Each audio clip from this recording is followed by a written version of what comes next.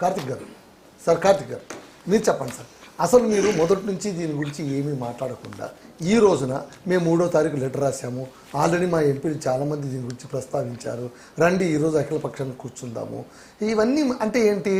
మీరు గురువు గారికి సహకరిస్తున్నారన్న ఒక్క మాట బయటికి రావడంతోనే ఈ చర్య మొదలైందే సార్. ఈరోజు ఇంతకుముందు అన్న టీడీపీ నుంచి అన్నగారు మాట్లాడుతున్నప్పుడు నేను ఒక కథ చదివిన సార్, ఒక బుక్లో. ఆ కథ గుర్తొచ్చింది. ఒక 10 సెకండ్స్లో చెప్తా కథ. సబ్జెక్టుగా మాట్లాడు. సబ్జెక్టే ఒక 10 సెకండ్స్లో కథ చెప్తా. ఒక రాజు ఉంటాడు. ఆ రాజు అనూహ్యంగా అంటే ఒక పిల్లోడు అనూహ్యంగా ఆ దేశానికి రాజు అవుతాడు. ఆ రాజు అయిన తర్వాత తన వంశపార్యపర్యంగా అక్కడ వాళ్ళ వంశం అనేది వృద్ధి చెందుతుంది. కొన్ని సంవత్సరాల తర్వాత ఈ రాజు చనిపోయినాక ఇంకొక రాజు అంటే ఆ స్థానికులు రాజు అవుతారు. అయితే ఈ వ్యక్తి ఈ అబ్బాయి ఎట్లా రాజు అయినాడు ఏంటనే చరిత్ర ఏం తెలియకుండా వీళ్ళ వంశం అంటే వీళ్ళ జనాభా ఎక్కువ ఉంది కాబట్టి వీళ్ళ పైన పన్ను వసూలు చేయండి, వీళ్ళని బానిసలుగా ట్రీట్ చేయండి అని చెప్పి ఒక లా పాస్ చేస్తారు. తర్వాత వాళ్ళంతా అక్కడ బానిసలుగా మారిపోతారు. తర్వాత అదో పెద్ద స్టోరీ అయితే ఈ సబ్జెక్ట్ రిలేటెడ్. ఎందుకంటే ఇంతకుముందు అన్నారు మాట్లాడుకుంటూ ఎగువ జలాలు అంటే మిగులు జలాలే వాడుకుంటామని చంద్రబాబు నాయుడు గారు అంటున్నారు, మీకేంటి లాభం, మీకేంటి నష్టం అని చాలా సింపుల్గా మాట్లాడారు. ఈరోజు చంద్రబాబు నాయుడు గారి గురించి మీరు మాట్లాడుతున్నారు సార్.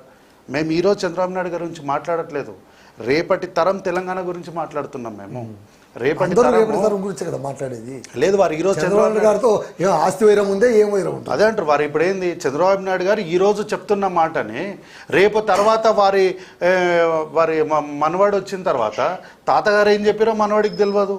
వచ్చి ఈ దగ్గర మా దగ్గర ప్రాజెక్ట్ ఉంది, మన దగ్గర నీళ్ళే లేవు కాబట్టి మీరు మాకు నీళ్ళు ఇవ్వాలంటే దాకా వెళ్ళొద్దండి. అసలు ఈ ప్రాజెక్టు అయితే ఇప్పుడు కట్టనిస్తారా మీరు? మీ స్టాండ్ ఏంటి? నో కట్టనీయం. మీ స్టాండ్ ఏంటి? 100% కట్టనీయం అంటున్నారు. 100% కట్టనీయం సార్. మీరు మాట్లాడినప్పుడు నేనేం మాట్లాడలేదు సార్. సార్ సార్ మీరు మాట్లాడినప్పుడు నేనేం మాట్లాడలేదు. దయచేసి మీరు చర్చలో ఉండాలి. అయితే సార్ సముద్రంలో కలిసేటువంటి జలాలనే కడతామని డిపిఆర్ లో మంచి సార్. మీ తెలుగుదేశం భాష వినిపించారు సాలిగా, మీ తెలుగుదేశం భాష వినిపించారు సాలిగా. మాట్లాడినప్పుడు వినండి, ఎప్పుడు మీద వినాలంటే నడవదట్లా. అయితే సార్ అసలు ఈ సమస్యలన్నీ కూడా రావడానికి అదృష్టానికో దురదృష్టానికో కల్వకుంట్ల చంద్రశేఖరరావు గారు కారణం అవ్వడం అనేది ఇక్కడ శోచనీయము. ఎందుకంటే కాళేశ్వరం ప్రాజెక్ట్ కట్టినందుక కాదు సార్. కాళేశ్వరం కట్టిరు మంచిగానైనా కట్టిరు. మీరు కేవలం మేడిగడ్డ ప్రాజెక్ట్ అనుకుంటూ బనకచెర్లకు నీళ్లు పోతున్నా కూడా ఏం మాట్లాడరు. ఏడ ఉంది సార్ మేడిగడ్డ? సార్ ఇప్పుడు మేడిగడ్డనే లేదు సార్. మేడిగడ్డ మొత్తానికి కుప్పకూలిపోయింది. ఏమీ లేదు సార్. ఆ రోజు గనక కల్వకుంట్ల చంద్రశేఖరరావు గారు బేసిన్లు లేవు, బేషజాలు లేవు, అవి లేవు ఇవి లేవు, మా తాన మస్తు నీళ్లు ఉన్నాయి తీసుకపోండి అని చెప్పకపోయింటే ఈ సమస్య అసలు వచ్చేదే కాదు. 7 మండలాలను తీసుకుపోయి ఆంధ్రప్రదేశ్లో కలిపేటప్పుడు ఆ రోజు అఖిలపక్షాన్ని, ఈ రోజు కాంగ్రెస్ పార్టీ అఖిలపక్షాన్ని ఎందుకు పిలిచింది? ఈరోజు కాంగ్రెస్ పార్టీ అఖిలపక్షాన్ని? కాంగ్రెస్ పార్టీ దగ్గర మేధావులు లేరా? కాంగ్రెస్ పార్టీ దగ్గర ఎమ్మెల్యేలు ఎంపీలు లేరా? కాంగ్రెస్ పార్టీ అఖిలపక్షాన్ని ఎందుకు పిలిచింది? అందరు ఈ రాష్ట్రానికి సంబంధంతో ఈ చెడ్డ పేరు ఎందుకు పిలిచేస్తే ఒక్క నిమిషం సార్. ఏం మాట్లాడతారు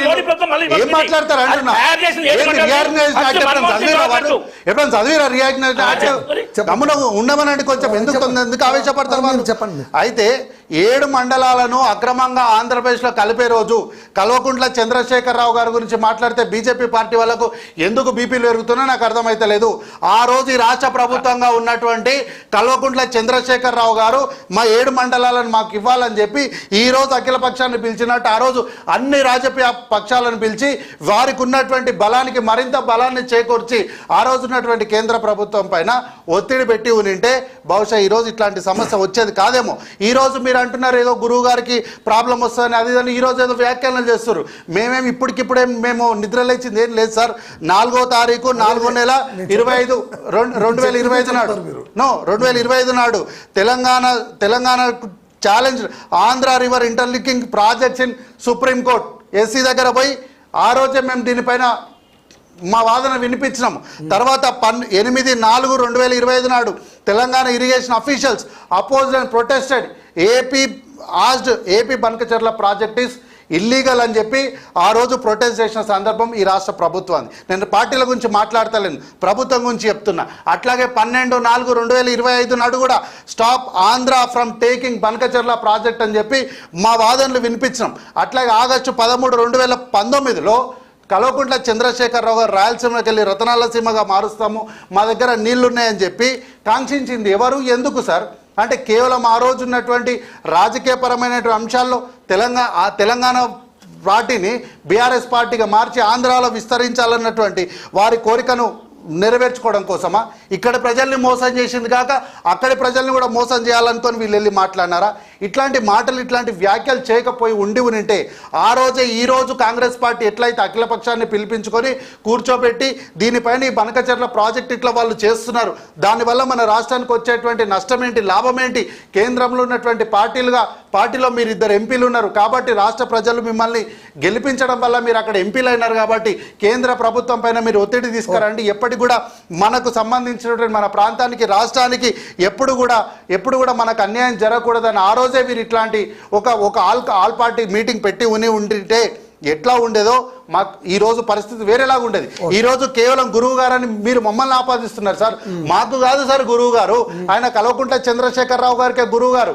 ఆ గురువు గారికి అక్కడ పరిపాలనలో ఆశించిన స్థాయిలో వారికి అక్కడ లేకపోవడం వల్లనే ఆ గురువు గారిని కాపాడడం కోసం ఇక్కడ శిష్యుడైనటువంటి చంద్రశేఖరరావు గారు కొత్త ప్రయత్న సాహసం చేస్తున్నారు. ఏంటంటే ఈ రోజు ఏదో కాంగ్రెస్ పార్టీ హయాంలోనే మొత్తం ఈ నీటి యుద్ధాలు మళ్ళా మొదలవుతున్నాయి అన్నట్టు అసలు విషయానికి వస్తున్నా కాబట్టి ఈరోజు ప్రయత్న సాహసం చేస్తున్నారు. అయితే ఇంతకుముందు సార్ మాట్లాడుకుంటూ అంటే నేను ఇంతకుముందు మాట్లాడినా కదా, స్టోరీ చెప్పినప్పుడు ఎట్లా అవుతుంది అని చెప్పి తెలుగు గంగ ప్రాజెక్టు గురించి మనందరికీ దాని చరిత్ర తెలియదు సార్.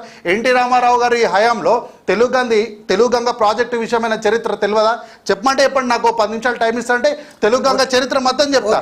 కాబట్టి ఆ రోజు కనుక కల్వకుంట్ల చంద్రశేఖరరావు గారు ఎస్ఎల్బిసి ప్రాజెక్టును నాశనం పట్టించకపోయి ఉంటే ఈ రోజు ఇట్లాంటి సమస్య వచ్చేది కాదని సుస్పష్టం.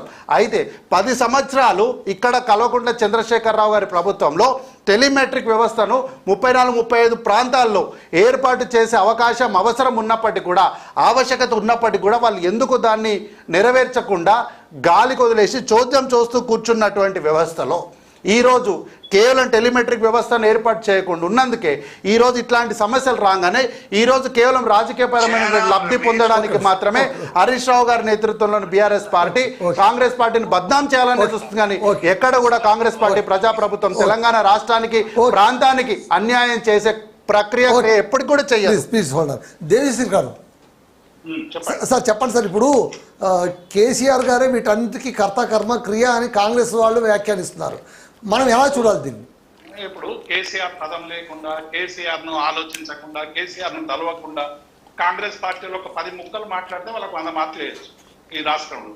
ఎందుకంటే 2 నెలలు అయింది వచ్చి, 18 నెలలు అయిపోయింది. ఏమేమి చేస్తామని